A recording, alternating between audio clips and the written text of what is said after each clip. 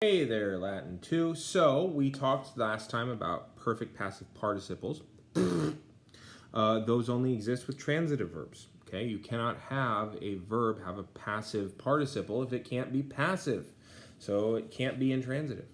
But you can have any verb have a future active participle. So, let's talk about future active participles. Future active participles, FAP, are fourth principal part with the ur in there. Now, you can insert the ur into any transitive verb, but you can also just notice the fourth principal part of any intransitive verb already has that. Okay?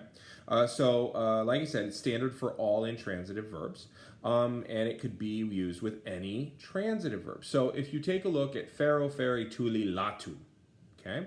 If you wanted to turn it into, so latum is the perfect passive participle. If you want to turn it into a future active participle, laturum. You put the ur in there before the ending. Now, on the other hand, ambulo, ambulare, ambulavi, ambulaturum.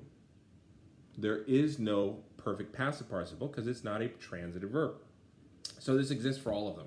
It translates as about to love. And I want you to be as clumsy with the language as that.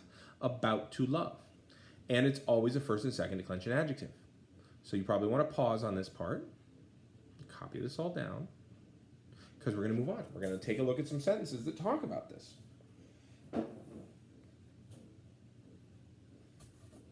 So, Cornelia Flaviam necatura ad arboris eam deduxit.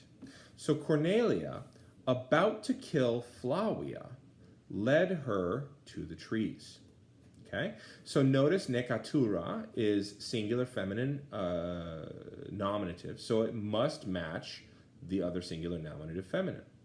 Okay, so it still matches in number, case, and gender because it's still a verb acting like an adjective. So it follows all the rules.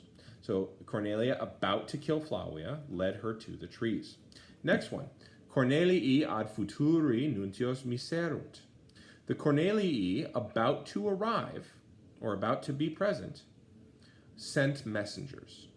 So ad futuri, notice that this matches the Cornelii, right? Number, case, and gender. So plural nominative masculine, plural nominative masculine. Acts just like an adjective. Here's the third one. Sextum casurum lupus petet. The wolf will attack Sextus about to fall. Sextus about to fall. Casurum. Notice he's a direct object. This is still matching in number, case, and gender. Okay, so singular accusative masculine because this is singular accusative masculine. And that's how you know who is modifying. So that's how future active participles work. There's nothing in your book needs worrying about with that, honestly, because they don't trust you to understand it until much later. I think I'm going to give you all the participles all at once, just on 3 different videos. So you've had the perfect passive participle, now you have the future active participle. Okay, I don't even want you to redo 33B with these added in there, but if you want the extra practice. Otherwise, just make sure you look at this video when we get to chapter like 45 or what have you. Okay, so that takes care of that. I'm going to hit the button.